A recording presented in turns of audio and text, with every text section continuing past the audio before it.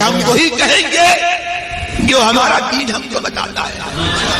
عمل کرو تو تمہارا بھلا ہے، نہیں کوئی عمل کرے تو نقصان ہے. بسم اللہ الرحمن الرحیم. نحمده ونصلي ونسلم على رسوله الكريم، اما بعد فاعوذ باللہ من الشیطان الرجیم. بسم اللہ الرحمن الرحیم. وَلِلَّهِ عَلَى النَّاسِ حِجُّ الْبَيْتِ مَنِ اسْتَطَاعَ إِلَيْهِ سَبِيلًا. صدق اللہ العظیم وبلغنا رسوله النبی الکریم ونحن على ذلك لمن الشاہدین والشاکرین والحمد للہ رب العالمین. بارگاہ رسالت مآب صلی اللہ علیہ وسلم میں بلند آواز سے درود و سلام کا نذرانہ پیش کر لیں. اللہم صلی علی سیدنا و مولانا محمد معدن الجود والکرم منبع العلم والحلم والحکم وبارک وسلم صلاة و سلاما علیک یا رسول اللہ صلی اللہ تعالی علیہ وسلم. نبی اور آل نبی کی بارگاہ میں حصول برکت کے لیے ایک مرتبہ اور پڑھ لیں. صلی اللہ علی النبی الامی وآلہ صلی اللہ علیہ وسلم صلاة و سلاما علیک یا رسول اللہ صلی اللہ تعالی علیہ وسلم. السلام علیکم ورحمۃ اللہ وبرکاتہ. ان کے طفیل حج بھی خدا نے کرا دیے، ان کے طفیل حج بھی خدا نے کرا دیے، اصل مراد حاضری اس پاک در کی ہے. مکے کا نام تک نہ لیا طیبہ ہی کہا، مکے کا نام تک نہ لیا طیبہ ہی کہا، پوچھا تھا ہم سے جس نے کہ نہضت کدھر کی ہے. دل کو ان سے خدا جدا نہ کرے، دل کو ان سے خدا جدا نہ کرے، بے کسی لوٹ لے خدا نہ کرے. لے رضا سب مدینے چلے، لے رضا سب مدینے چلے، میں نہ جاؤں ارے خدا نہ کرے. حج کے ایام بہت قریب ہیں. آج حج کا مکمل طریقہ بہت ہی مختصر انداز میں کہ کب کیا کرنا ہے، کیونکہ حج کے 5 ہی دن ہوتے ہیں. ہاں مہینہ 3 ہے، شوال سے شروع ہوتا ہے، شوال، ذی قعدہ، ذی الحجہ، لیکن دن جو حج کے ہیں یعنی جن دنوں میں حج کرنا ہوتا ہے وہ 5 ہیں. 8، 9، 10 یہ ہو گئے 3 دن، 11، 12 یہ 5 دن. 8 ذی الحجہ سے 12 ذی الحجہ تک. اللہ تبارک و تعالی قرآن مقدس میں فرماتا ہے وَلِلَّهِ عَلَى النَّاسِ حِجُّ الْبَيْتِ مَنِ اسْتَطَاعَ إِلَيْهِ سَبِيلًا. اور اللہ کے لیے لوگوں پر اس گھر کا حج کرنا ہے جو اس تک چل سکے. تمامی حضرات سے گزارش کروں گا بہت ہی دھیان کے ساتھ سنیے گا. اس آیت میں حج کی فرضیت کا بیان ہے کہ حج فرض ہے اور اس کے لیے استطاعت شرط ہے. حدیث شریف میں اللہ کے رسول صلی اللہ علیہ وسلم نے اس آیت کی تفسیر زاد راہ اور سواری سے بیان فرمائی ہے کہ جو اس گھر تک استطاعت رکھے، طاقت رکھے. اب حج کن لوگوں پر فرض ہے؟ طاقت سے مراد کیا ہے؟ مراد یہ ہے کہ بندہ وہاں تک جانے، واپس آنے، وہاں رہنے کے تمام اخراجات پر قادر ہو. جانے کا بھی خرچہ رکھتا ہو، واپس آنے کا بھی خرچہ رکھتا ہو، اور وہاں پر جتنے دن رہے گا خرچہ کرنے کی طاقت رکھتا ہو. یہ 3 چیزیں ہو گئی، جانے آنے، وہاں رہنے کا خرچہ ہو، پلس اپنے پیچھے گھر والوں کو جو چھوڑ کر کے جائے گا ان کے کھانے پینے کا بھی بندوبست ہو. ایسا نہ ہو کہ یہ تو حج پہ چلا گیا، پیچھے گھر والے بھیک مانگ رہے ہوں. ٹھیک ہے، یہ بھی اس کے اندر شرط ہے. تو ایک تو آنے جانے کا خرچہ بھی ہو، وہاں رہنے کا بھی خرچہ ہو، اور گھر والوں کے لیے کھانے پینے کا سامان بھی وہ رکھتا ہو، اور آخر میں ایک چیز یہ ہے راستہ پر امن ہو، یعنی حفاظت سے جا سکتا ہو۔ اب جیسے کورونا کے ٹائم پر دیکھ لیں، بند تھا، اب بندہ جانے آنے کا خرچہ بھی رکھتا ہے، وہاں رہنے کے دنوں کا بھی خرچہ رکھتا ہے، بال بچوں کے لیے بھی خرچہ رکھتا ہے، لیکن جا نہیں سکتا، تو حج فرض نہیں۔ میرے خیال سے بات آپ کو سمجھ میں آ گئی ہوگی کہ حج کس پر فرض ہے۔ اب حج کی قسمیں کتنی ہیں؟ حج کی 3 قسمیں: حج قران، حج تمتع، حج افراد۔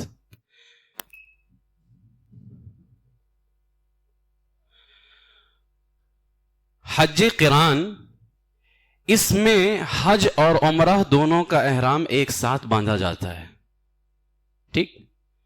پھر جب وہاں پہنچتے ہیں تو عمرے کی ادائیگی پہلے کرتے ہیں، لیکن عام طور سے آپ دیکھیں عمرہ کرنے کے بعد میں سر منڈایا جاتا ہے، لیکن اس میں سر نہیں منڈانا ہے، کیونکہ حج کا بھی احرام ساتھ میں باندھا ہے، ٹھیک ہے؟ اب حج کرنے کے بعد ہی سر منڈائے گا وہ۔ تو اگر حج اور عمرے کا احرام ساتھ میں باندھا جائے تو اس کو حج قران کہتے ہیں، دونوں ملا کر کے۔ وہاں جا کر کے یہ حاجی پہلے کیا کرے گا؟ عمرہ کرے گا، سب کچھ کرے گا، طواف سعی سب کرے گا، لیکن سر نہیں منڈائے گا، ٹھیک؟ اس کا احرام باقی رہے گا۔ اس کے بعد میں یہ طواف قدوم کرے گا۔ طواف قدوم جانتے ہیں کیا ہوتا ہے؟ طواف قدوم یہ ہوتا ہے کہ میقات سے جو باہر سے لوگ آتے ہیں نا، وہ آئیں اور یہاں پر طواف قدوم کریں، یہ سنت ہے، یہ ٹھیک ہے؟ طواف قدوم کریں۔ اب یہ طواف قدوم کو آپ کوئی بہت بڑا مت سمجھیے گا کہ یہ کیسے ہوگا، وہ ایسے ہی 7 پھیرے ہوتے ہیں، ٹھیک ہے؟ پھر اپنے وقت پر حج کرنے کے بعد میں احرام کھولیں گے۔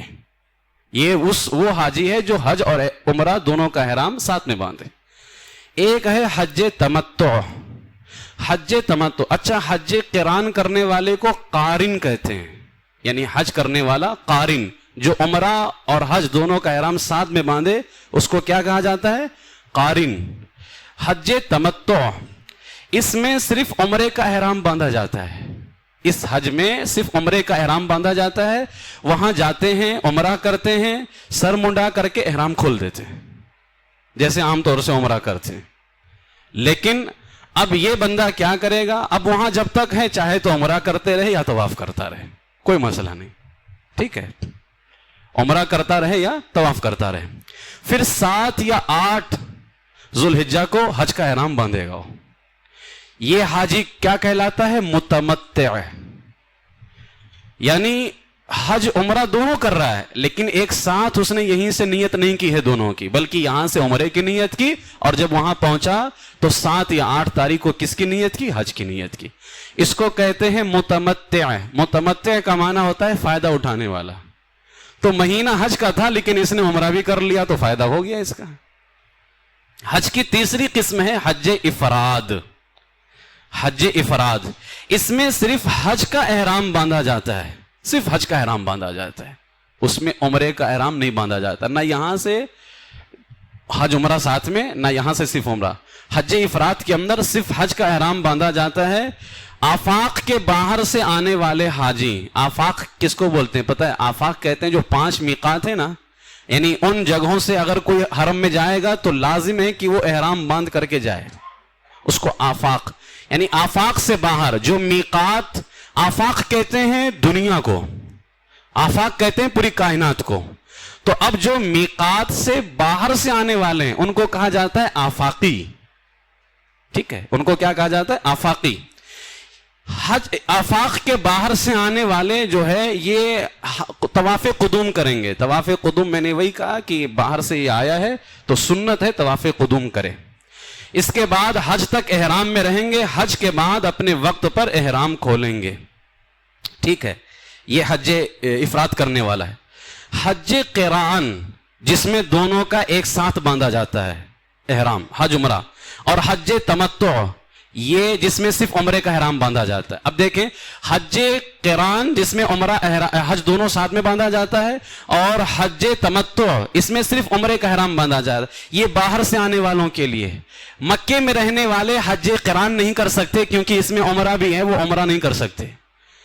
اور مکے میں رہنے والے حج تمتع بھی نہیں کر سکتے کیونکہ اس میں بھی عمرہ ہے, اور مکے میں رہنے والے عمرہ نہیں کر سکتے. یہ میقات سے باہر آنے والے جو ہے نا, جیسے ہم لوگ ہو گئے, ابھی ہم لوگ اس باؤنڈری کے باہر رہتے ہیں, باؤنڈری کے باہر سے آنے والا حرم میں حج قران بھی کر سکتا ہے کیونکہ حج قران میں عمرہ حج دونوں ہے.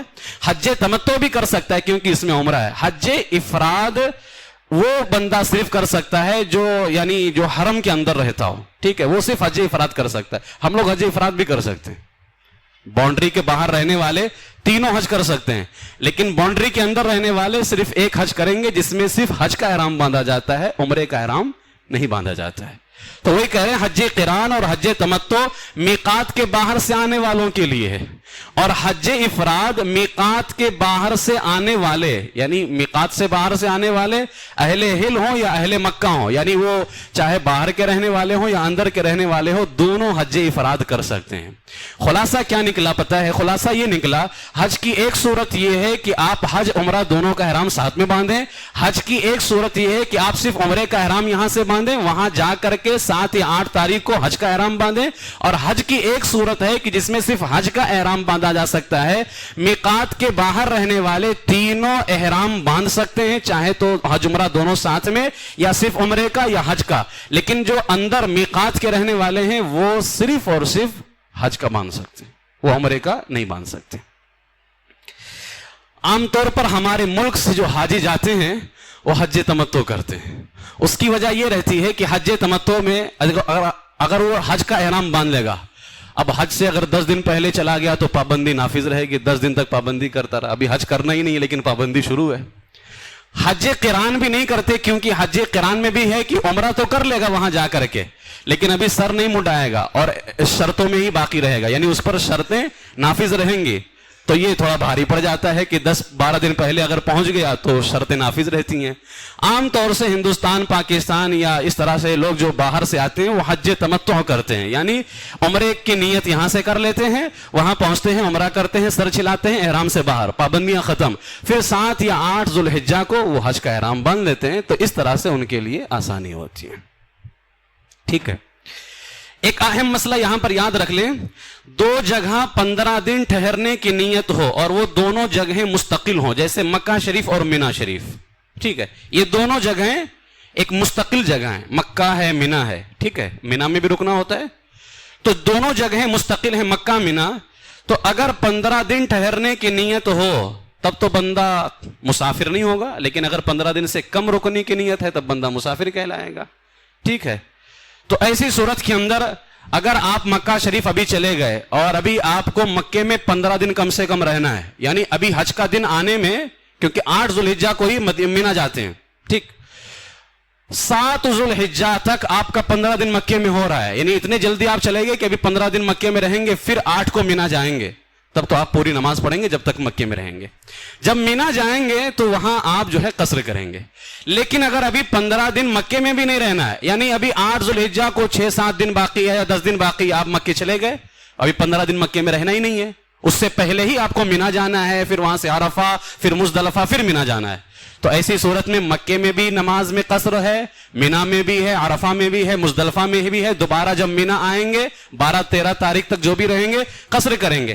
مینا سے جب دوبارہ مکہ آئیں گے, اب تو حج کے ایام پورے ہو گئے, اب نہ مینا جانا ہے نہ عرفہ جانا ہے. اب جب اگر مکے میں رہنا, یعنی اب مدینہ شریف ہی جانا ہوگا یہاں سے فارغ ہو کر کے, اگر مدینہ شریف جانے سے پہلے مکے میں حج کے بعد 15 دن رکنا ہے تب تو پوری پڑیں گے, لیکن اگر 15 دن سے پہلے مکہ شریف سے مدینہ شریف جانا ہے تو ابھی قصر کریں گے, اور پھر مدینہ شریف میں بھی 10 دن رہنا ہوتا ہے, وہاں پر بھی قصر کریں. یہ نماز میں قصر کا اور مکمل کا مسئلہ میں نے آپ کے سامنے پیش کر دیا. اب نیت کے الفاظ ذرا دیکھ لیں. حج قران, ابھی میں نے بتایا کہ حج قران کیا ہے کہ جس میں عمرہ اور حج دونوں کی نیت ایک ساتھ کی جاتی ہے. یہ نیت کیسے ہے؟ اللہم انی ارید الحج والعمرہ, دونوں کی نیت ہے. اللہم انی ارید الحج والعمرہ فیسرہما لی وتقبلہما منی, اے اللہ میں حج اور عمرہ دونوں کی نیت کرتا ہوں, پس تو دونوں کو میرے لیے آسان فرما اور ان دونوں کو میری طرف سے قبول فرما. یہ حج قران ہے، اس حاجی کو قارن بولتے ہیں. اور حج تمتع میں نے بتایا یہ وہ حاجی ہے جو اس بات کا ارادہ رکھتا ہے کہ میقات کے اندر جائے گا، یعنی باؤنڈری کے اندر، پھر پہلے عمرہ کرے گا، حلق کرا کر کے سر چلا کر کے احرام سے باہر آ جائے گا، پھر 7 یا 8 ذوالحجہ کو حج کا احرام باندھے گا. اس حاجی کو متمتع یعنی فائدہ اٹھانے والا کہتے ہیں کہ اس کے اوپر پابندیاں بھی نہیں ہوتی ہیں اور یہ عمرہ بھی ساتھ ساتھ میں کر لیتا ہے. تو اس کی نیت کیا ہے؟ اللہم انی ارید العمرہ فیسرہا لی وتقبلہا منی، کیونکہ یہ صرف عمرے کی نیت کرے گا نا یہاں سے. اے اللہ میں عمرے کی نیت کرتا ہوں، اسے میرے لیے آسان فرما اور اس کو میری طرف سے قبول فرما. تیسری حج کی قسم کیا ہے؟ حج افراد. حج افراد کرنے والا جو یہیں سے یعنی باؤنڈری کے باہر سے ہی صرف حج کا احرام باندھتا ہے، اور حج کا احرام باندھنے والا وہ بھی ہے جو متمتع ہے، یعنی یہاں سے عمرے کی نیت کیا ہے، پھر وہاں 7 یا 8 کو حج کا احرام باندھے گا. ان دونوں کے لیے نیت کیا ہے؟ اللہم انی ارید الحج فیسرہ لی وتقبلہ منی، اے اللہ میں حج کی نیت کرتا ہوں، اسے میرے لیے آسان فرما اور میری طرف سے قبول فرما.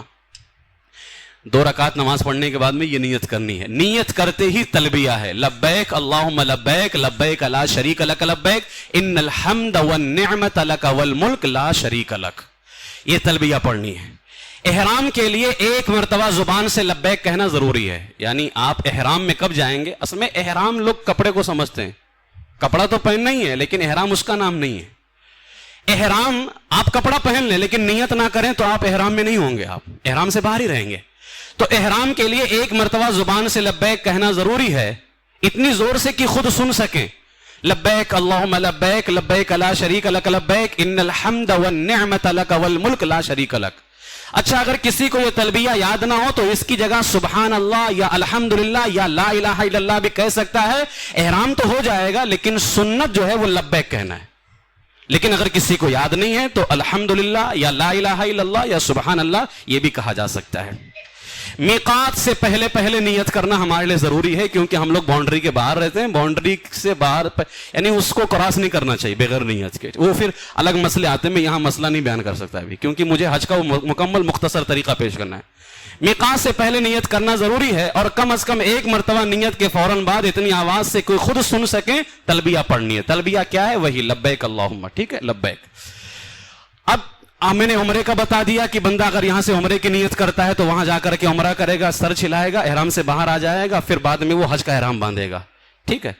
اب 8 ذوالحجہ جو حج کے 5 دن ہیں، 8 9 10 11 12 یہ حج کے 5 دن ہیں. یہی حج کے 5 دن ہیں، یہی اہم ہے، یہی اہم ہے. لیکن حج کے مہینے 3 دن ہوتے ہیں، یہ 3 مہینے حج کے کیوں ہیں؟ یعنی اگر کسی نے شوال میں حج کا احرام باندھ لیا تو باندھ سکتا ہے، لیکن حج نہیں کر سکتا کیونکہ حج کے 5 دن ہیں اور اس کا پہلا دن 8 تاریخ ہے ذوالحجہ کی. اب کیا کرنا ہے؟ حج تمتع کرنے والا عمرہ سے فارغ ہو کر احرام کھول دیتا ہے، پھر 8 تاریخ کو حج کا احرام باندھتا ہے. لیکن آج عام طور سے معلم جو ہوتے ہیں وہاں پر وہ لوگ جلدی لے کر کے جاتے ہیں تو 7 کو ہی بندھوا دیتے ہیں. اگر 7 کو باندھنا بھی ہے تو 7 کو ہی باندھ سکتا ہے. یعنی عمرہ کر لیا وہاں پہ جانے کے بعد تمتع کرنے والا تو اب کبھی بھی حج کا احرام باندھ سکتا ہے 8 سے پہلے کیونکہ 8 کو مینا روانہ ہونا ہے. ٹھیک ہے. لیکن یہاں پر یہ یاد رہے کہ مسجد حرام شریف سے باندھنا یہ افضل ہے. ٹھیک ہے. البتہ اپنے روم سے بھی باندھ سکتا ہے لیکن مکے کے باہر نہیں ہونا چاہیے. ٹھیک ہے. مکے حرم میں آنا، حرم میں آ کر کے باندھنا مسجد حرم میں یہ افضل ہے، لیکن اپنے روم سے بھی باندھا جا سکتا ہے. شرط یہ ہے کہ مکے سے باہر نہیں ہونا چاہیے، مکے کے اندر سے باندھا جائے گا. حج کی شروعات 8 ذوالحجہ سے ہوتی ہے. 8 ذوالحجہ کا دن مینا میں گزاریں گے. اب چاہے آپ 6 کو باندھ کر کے چلے جائیے یا 7 کو باندھ کر کے چلے جائیے، آپ کو 8 کو مینا میں رہنا ہے تو رہنا ہے. ٹھیک ہے. 8 کو مینا میں آپ کو رہنا ہے. 5 نمازیں اب مینا میں پڑھنا سنت ہے، سنت موقدہ 5 نمازیں. اور اس 5 نماز کی شروعات ہوگی نماز ظہر سے. 8 تاریخ کی نماز ظہر سے، ظہر عصر مغرب عشاء اور 9ویں کی فجر. 5 نمازیں ہو گئی. یہ مینا کے اندر ہمیں گزارنا ہے. 8 ذوالحجہ کا دن اور اس کے بعد آنے والی رات یعنی جس کو عرفہ کی رات کہتے ہیں یہ مینا میں رہنا ہے. اس کے بعد میں 10ویں ذوالحجہ کو جب سارے معاملات سے فارغ ہو جاتے ہیں تو 10 اور 11 کے بعد والی رات، اور اگر 13 تاریخ کو یعنی اگر 12 تاریخ کو غروب آفتاب سے پہلے مینا نہیں چھوڑا تو اب اس کے لیے بہتر ہے کہ 13 تاریخ کو مینا میں رہے ہو. ٹھیک ہے. اگر 12 ذوالحجہ کو، کیونکہ یہ آخری 5واں دن ہے حج کا، اگر 12 تاریخ کو غروب آفتاب سے پہلے حاجی مینا چھوڑ دیتا ہے تب تو ٹھیک ہے. لیکن اگر مینا میں ہی آفتاب ڈوب گیا تو اب مینا نہ چھوڑے بلکہ مینا میں ہی رہے. وہ 13 تاریخ کو پھر وہ وہاں سے آئے شیطان کو کنکری مار کر کے. ٹھیک ہے. تو یہ مینا کے اندر گزارنا کیا ہے؟ سنت موقدہ ہے. اب یہاں پر ایک مشکل مسئلہ یہ ہے کہ 8 کے بعد والی رات میں ہی بہت سارے جو ہے عرفہ کے لیے معلم لے کر کے چلے جاتے ہیں. 5 نمازیں ہو نہیں پاتی ہیں. اب 5 نمازیں تو ویسے کبھی بھی بندہ کر سکتا ہے, لیکن جو 5 نمازیں سنت موقدہ ہیں وہ ظہر, عصر, مغرب, عشاء اور 9 کی فجر ہے. لیکن کیا کرتے ہیں, معلم کی رات میں ہی لے کر کے چلے جاتے ہیں. اب فجر جو ہے مینا میں نہیں, عرفہ میں ہوتا ہے. تو اگر ایسی صورت ہے تو یہاں پر سب سے بہتر یہ کہ پیدل حج کرے, پھر معلم کا ٹینشن ہی نہیں ہے, سب اپنے سے کرے. لیکن اگر ایسی صورتحال ہے کہ معلم کے ساتھ میں ہیں اور بسوں وغیرہ کا مسئلہ ہے تو پھر وہ ساتھ میں چلا جائے, کیونکہ یہ سنت ہی ہے. اللہ کی ذات سے امید ہے کہ گنہگار نہیں ہوگا, کیونکہ پھر چھوٹ جائے گا تو بڑے مسئلے اس کے ساتھ آ سکتے ہیں. اور حج کا معاملہ بہت ہی اہم ہوتا ہے, اس وجہ سے بہتر یہ ہے کہ پیدل حج کرے تو اس میں ساری چیزیں, پھر کسی کا ٹینشن ہی نہیں رہتا ہے, اپنے سے جانا ہے اپنے سے آنا ہے. ٹھیک ہے. تو مینا کے اندر 8 تاریخ کو جو ہمیں 5 نمازیں پڑھنی ہے, شروعات کہاں سے؟ ظہر سے ہے.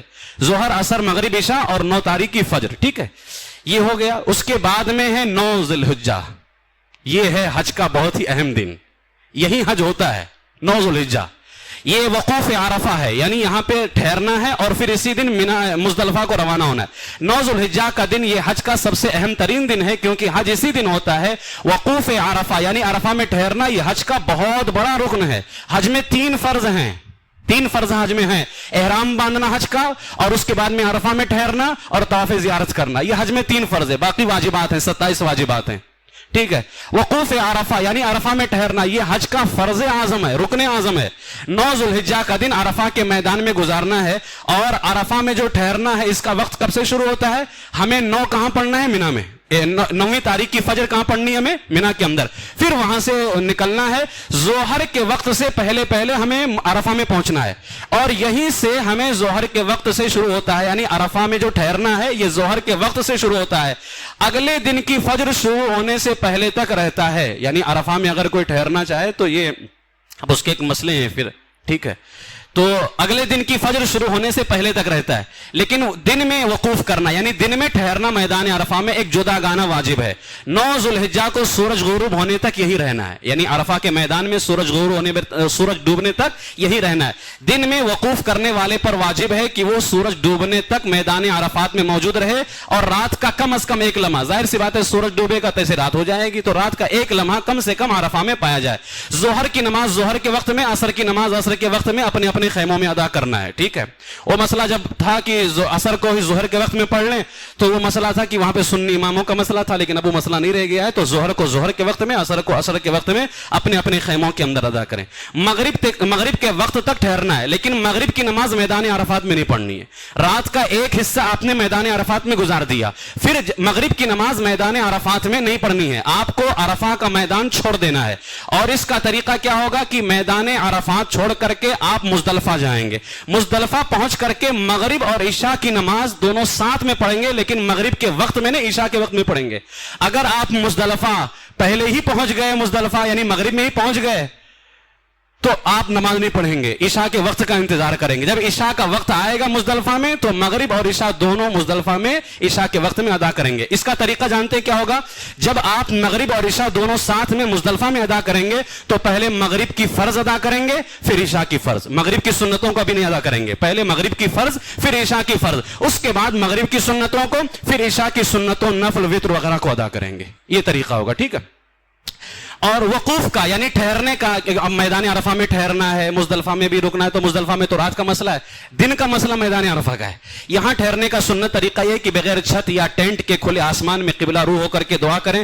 دعا اور ذکر کے دوران لبیک لبیک اللہم لبیک کی تکرار بار بار کریں. لیکن سخت دھوپ میں کھلے آسمان میں بیٹھنا یا کھڑا ہونا اگر بہت زیادہ دشوار ہوتا ہے اور ایسا لگتا ہے کہ میں زیادہ ہی کوشش کروں گا تو خدا نہ خواستہ آگے کوئی تکلیف پیدا ہو جائے, تو اس کے لیے بہتر یہ ہے کہ وہ کوئی سایہ کر لے, لیکن کم سے کم تھوڑا وقت تو ضرور نکالے کہ سر پہ کوئی سایہ نہ ہو, بالکل آسمان کے نیچے ہو, اور اپنی رب کو یاد کرے اور ذکر و دعا کرے. ٹھیک ہے. ہاں, یہ 9 ذی الحجہ ہو گیا.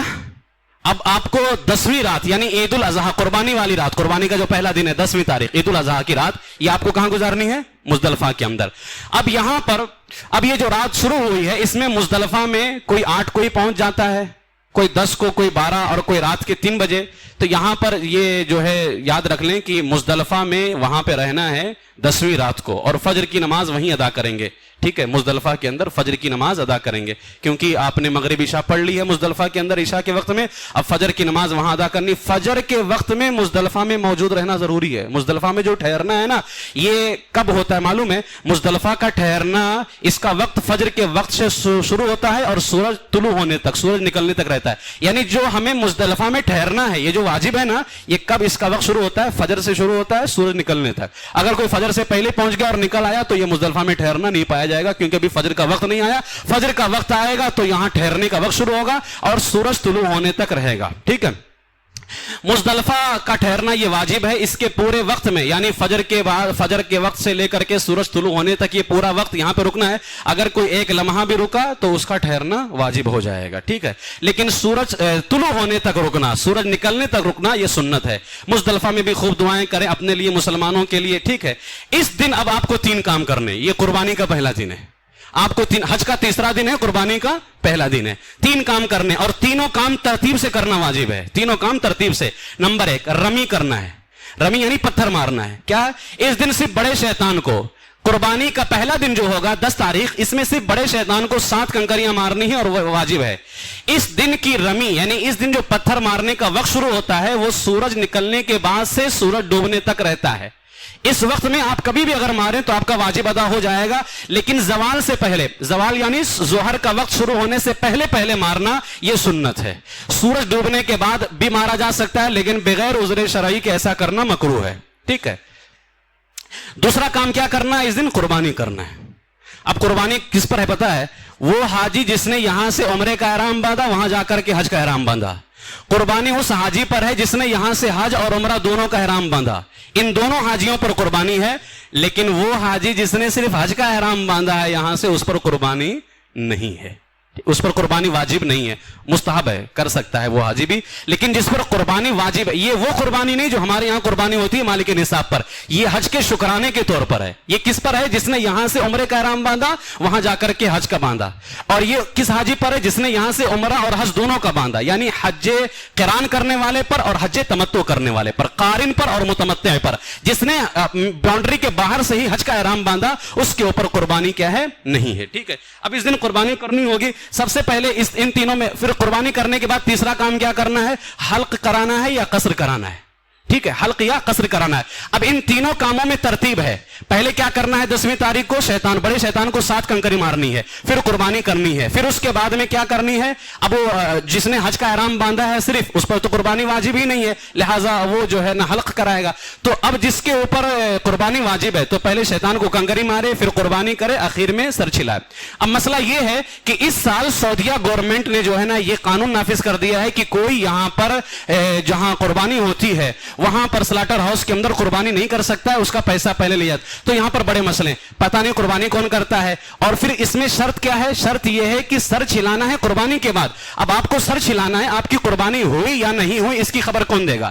اس لیے حضور محدث کبیر علامہ ضیاء المصطفیٰ صاحب قبلہ نے، ہمارے دیگر فقہاء نے اس بات پر فیصلہ فرمایا کہ ایسی صورت کے اندر آپ دیکھیں کہ اگر کہیں اطراف میں حرم کے حصے میں ہی کہیں باہر کوئی جانور مل رہا ہے تو وہاں لے کر کے کر لیں، نہیں ملتا ہے تو سب سے بہتر، یعنی اب ایسا مسئلہ پیش آ گیا کہ قربانی خود نہیں کر سکتے تو یا تو آپ حج افراد کریں، کیونکہ حج افراد یعنی صرف حج کا احرام باندھیں یہاں سے، اس پر قربانی واجب نہیں ہے لیکن پابندی رہتی ہے۔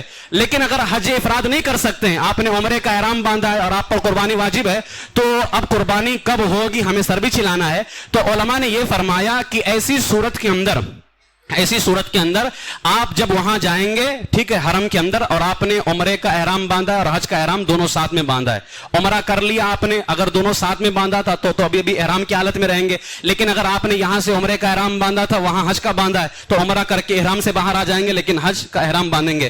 تو علماء فرماتے ہیں کہ وہ 10 روزے رکھے اس کے اوپر، یعنی اگر قربانی نہیں کر سکتا ہے، اب یہاں قربانی کرنے کا مسئلہ بہت زیادہ ہے، تو ایسی صورت میں علماء نے فرمایا کہ وہ 10 روزے اس کے اوپر واجب ہیں۔ اب ان 10 روزوں کو کیسے رکھنا ہے پتہ ہے؟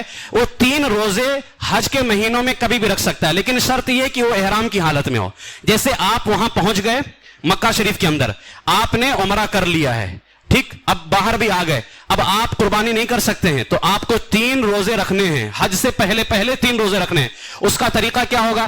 آپ احرام باندھیں حج کا احرام باندھنے کے بعد سب سے بہتر یہ ہے کہ 7، 8 اور 9 ذی الحجہ ان تینوں تاریخوں میں وہ 3 روزے رکھے جائیں۔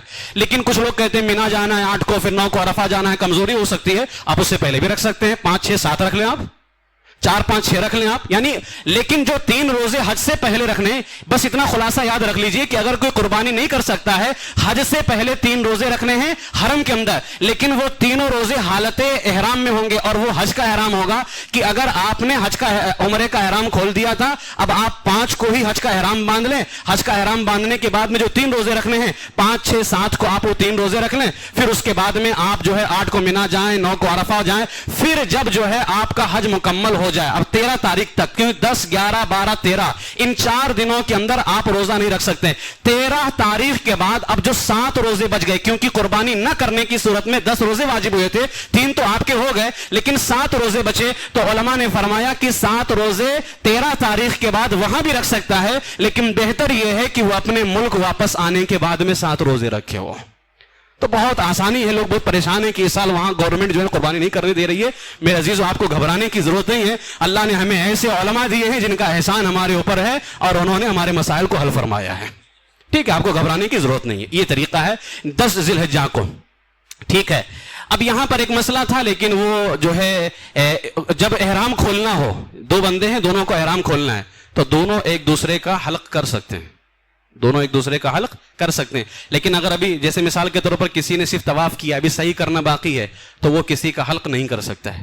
لیکن اگر 2 بندے ہیں، دونوں نے مکمل اپنے ارکان ادا کر لیے، صرف چھلانا ہے دونوں کو، تو دونوں ایک دوسرے کا سر چھیل سکتے ہیں، ٹھیک ہے۔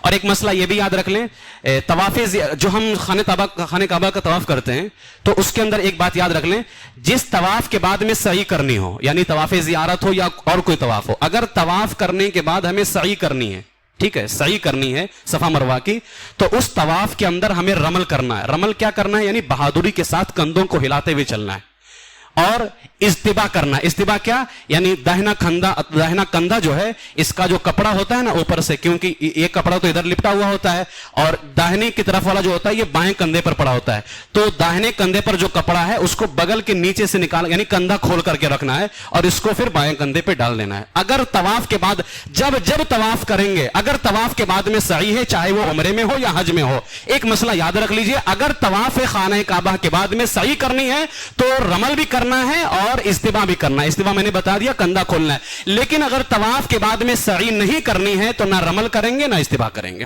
اسی لیے جب صرف طواف کر رہا ہو تو اس میں بہت سارے ہمارے لوگ جاتے ہیں، اس میں مسئلہ پتہ نہیں ہوتا، جاتے ہیں وہ کندھا کھول لیتے ہیں کیونکہ وہ صرف طواف کر رہا ہے، طواف کے بعد میں صحیح نہیں کرنی ہے نا، تو یہ مسئلہ بھی آپ لوگ یاد رکھ لیں۔ اس کے بعد میں حج کا 11واں اور 12واں دن ہے۔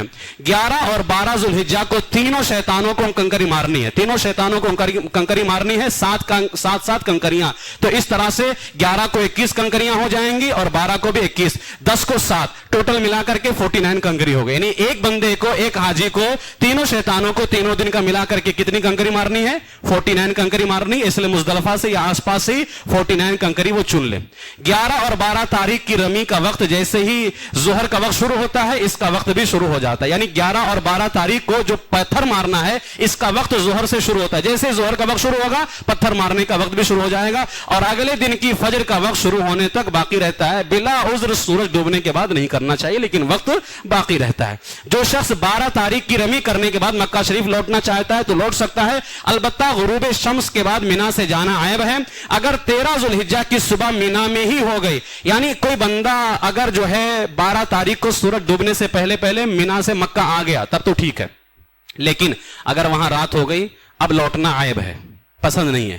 لیکن اگر 13 تاریخ کی صبح بھی مینا میں ہو گئی تو اب 13 تاریخ کو بغیر پتھر مارے جانا اس کے لیے جائز نہیں۔ رات میں اگر آتا تب تو کوئی مسئلہ نہیں تھا، صرف عیب ہے، لیکن اگر 13 تاریخ کی صبح بھی مینا میں ہو گئی ہے، اب بغیر پتھر مارے جو ہے وہاں سے وہ لوٹنا اس کے لیے جائز نہیں ہے۔ اگر لوٹا تو اس کے اوپر دم واجب ہو جائے گا، اب یہ حج و زیارت سے فارغ ہونے کے بعد جب اپنے وطن واپس ہونے لگیں تو آخر میں بیت اللہ کا طواف کرتے ہیں، ٹھیک ہے۔ اب اس میں طواف زیارت بھی ہے کہ طواف زیارت جو ہے آپ جب سر چھلا لیں سر چھلانے کے بعد میں طواف زیارت کرتے ہیں. اب چاہے احرام میں ہی کر رہے ہیں یعنی کپڑے کے اندر جو پہنے تھے یا اپنے لباس کے اندر. اچھا طواف زیارت میں اگر اپنا سلا ہوا لباس پہن لیا تو اس میں بھی کندھا نہیں کھولنا ہے. اس میں کندھا کیسے کھولے گا؟ کپڑا پھاڑ کے تو نہیں کھولے گا نا, تو اس لیے اس میں بھی کندھا نہیں کھولنا ہے. یہ حج کا ایک مختصر مسئلہ آپ کے سامنے میں نے پیش کیا ہے. باقی پچھلے سال ہم نے مسجد میں الحمدللہ حج کی ٹریننگ کے طور پر پورا ہم نے طریقہ بتایا تھا. یوٹیوب پر پوری ریکارڈنگ موجود ہے. حج کا پہلا دن, دوسرا دن, کافی الحمدللہ اس میں دعائیں وغیرہ سب کچھ موجود ہے. شیطان کو پتھر مارتے وقت کس طرح سے کیا پڑھنی ہے, کیسے پڑھنی ہے, کیا کرنا ہے, اس کے اندر سب کچھ موجود ہے. اللہ تبارک و تعالیٰ کی بارگاہ میں دعا ہے کہ پروردگار عالم سرکار مدینہ صلی اللہ تعالیٰ علیہ وسلم کے طفیل ہمارے اہل سنت کے جو حاجی ہیں, اللہ ان کے حج کو قبول فرمائے اور اللہ تعالیٰ ان کی دعاؤں کا حصہ ہمیں بھی عطا فرمائے اور ہم سب کو اللہ تعالیٰ حج مبرور نصیب فرمائے. ایمان پر زندہ رکھے, ایمان ہی پر